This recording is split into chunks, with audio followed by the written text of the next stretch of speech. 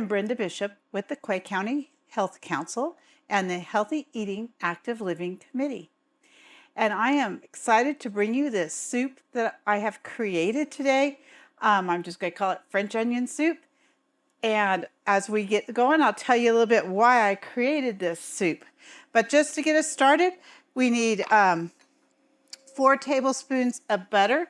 And I am using real butter. You could use margarine or just substitute olive oil if you don't want to use real butter. We're going to let that melt a little bit just to get it on the pan. Also adding to that, I'm going to add 2 tablespoons of olive oil. And I'm just going to guess this. And the reason for the olive oil is olive oil has a good flavor, but it also will help keep the butter from burning. So we don't want the butter to get brown. It's all melted. I'm going to turn this down just a little bit. And I'm going to put in 4 cups of sliced onions. Now, when I prepared these, I used I used sweet onions.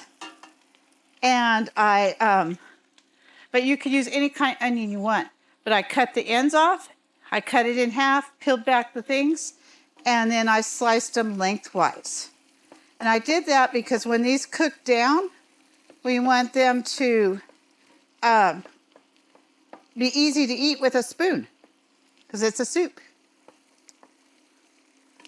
So this is a pretty easy soup. You can adjust the ingredients based on what your family's like.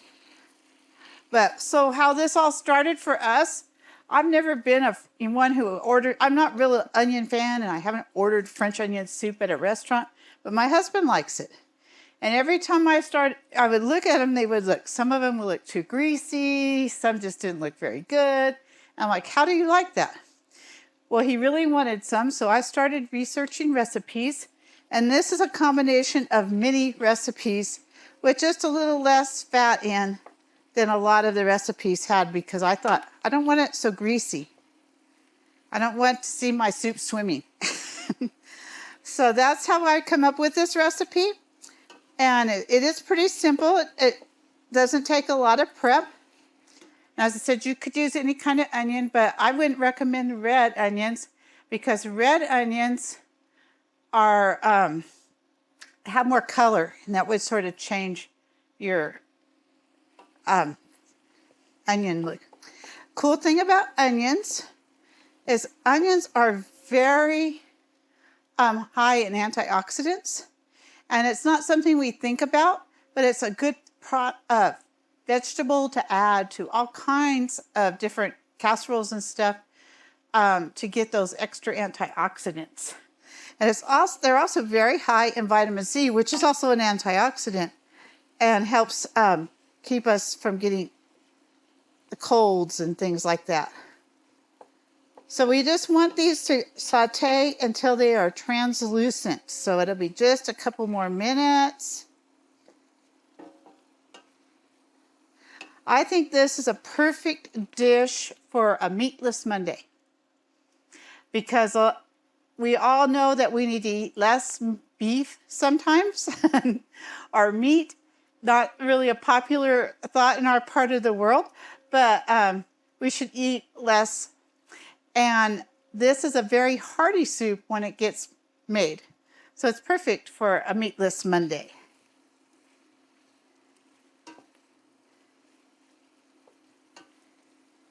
You can see how pretty the onions are getting.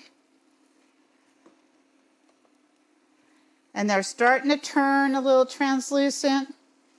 This is also a great way to use up those onions that are just starting to get a little soft. The weekend I created this recipe, we had accidentally, both my husband and I bought onions. So I had an abundance of onions, and I didn't want them to go bad. So I chose the ones that were just starting to get soft, and now were perfect because the others would last a little longer. And we're getting them all soft in here anyway.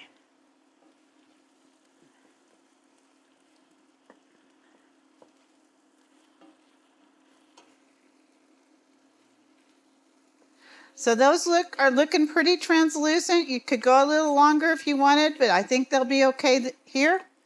So the next stuff is just dumping things in a pot. And it's pretty easy. So when I combined all the different recipes to get the amount that I wanted, and this basically makes about 4 cups, it called for 5 cups of beef stock or broth. And you could use either beef stock or broth. If you need to make it a vegetarian dish, you could substitute vegetable broth. But I didn't want to have an extra cup of broth sitting around. I didn't want to open up 3 cans and have that extra cup of broth.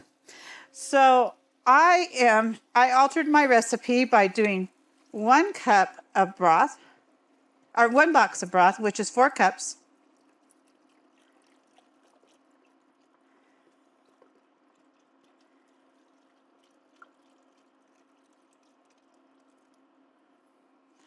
And you can use any brand, as I said, and then I'm adding a cup of water. Well, because I still want that good rich flavor, I am going to add a beef bouillon cube. That's totally optional. You don't have to do that, but it adds a little deeper flavor. Now, if I did all broth, I definitely wouldn't add that. Because I added that bouillon cube and a box of regular beef broth and not low sodium, I am not going to add any salt to this recipe. Because it's really pretty salty enough with that. But if you don't add those things, you might want to add just a little bit of salt. So I've got that going. Then I'm going to add a little pepper, and that's sort of to taste. And I've got, a little over of a 1/4 teaspoon here, just a little pepper. I'm going to add I already took the lid off, 1 tablespoon Worcestershire sauce. And I like to add this. Not all recipes call for this. So if you're trying to go gluten-free, you may not want to add this. But I think it adds a good rich flavor to a lot of things. And so just eyeball it. The cool thing about soups is it doesn't have to be exact. Because your onion's not going to make an exact cup, when you chop it. And then a lot of recipes call for wine.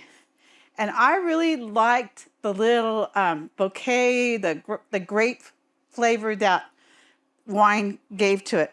So this is just a very inexpensive wine that was recommended to use for cooking. And it's, you could, whatever brand you want. It calls for about 3 tablespoons. You could just eyeball that too. Now, if you have kids and you're worried about that wine, the alcohol will cook away and you'll only have the flavor. So it won't affect them. And then the last ingredient is thyme. Now, it's winter and we don't have thyme available in our grocery store. So I am using dried thyme, which is okay. If you use fresh, you might want to use a little less. But this is about a teaspoon of dried thyme. So that's it. So it's sort of a dump thing after that. Not too many ingredients. Fairly inexpensive to make.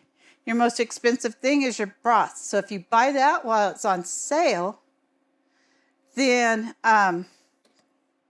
you can save money there too. So it's a really inexpensive dinner for your family.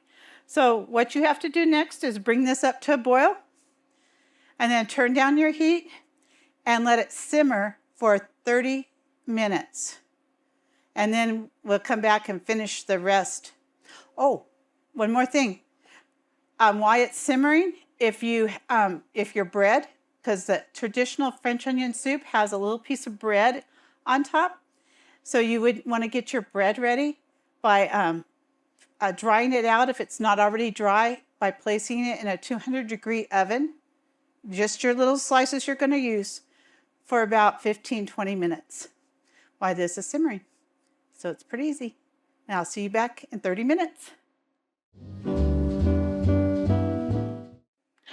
Welcome back. So this has been simmering about 30 minutes on the stove. We left the lid on for a lot of it, and then we took the lid off because you might want it a little thicker. So if you leave your lid off, it'll be really thick, and if you want it thinner, keep your lid on. So then you're just going to ladle some into your oven-safe bowl. This is important. It needs to be oven-safe. You're going to stick a piece of dried out bread, and we'll talk a little bit about what I used for that, and then some cheese on top. And you want to sort of cover the bread with cheese and sort of the edges too, so that you don't see a lot of soup once the cheese melts. And then you stick it under your preheated broiler. And if you have a whole bunch of little ramekins, put them on a cookie sheet. It'll be easier to slide it into the broiler. So what I'm using for cheese today, I usually use a provolone or a slice of Swiss, or even a Munster is really good. But I didn't have any. So today I found a little piece of Jarlsberg.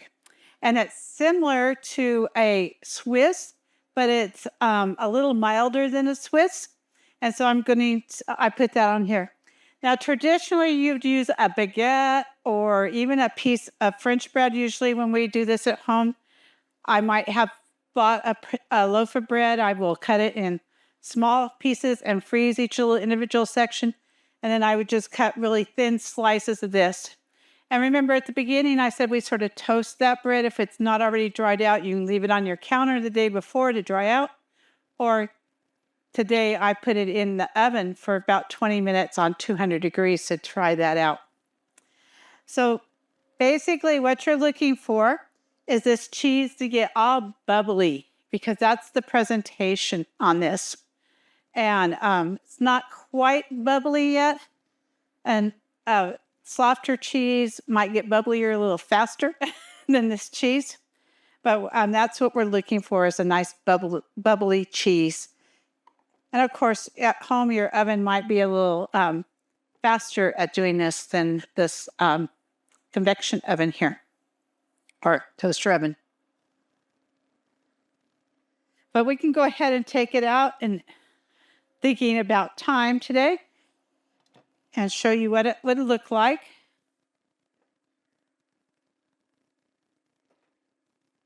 And the cheese has started to melt. It's just not real bubbly. These little containers that are bowls, I don't even know if you can still find these. I got these when I was in college with a set of cookware.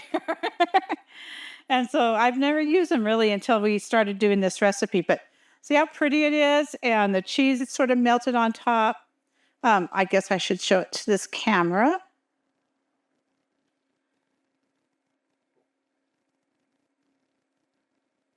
Okay. And then to eat it, you just push the cheese down inside and then break the bread up with your spoon, and it sort of gets all gooey. So see, it's real nice and soft. You just go break it up. I'm going to have a bite of onion here. Very hot.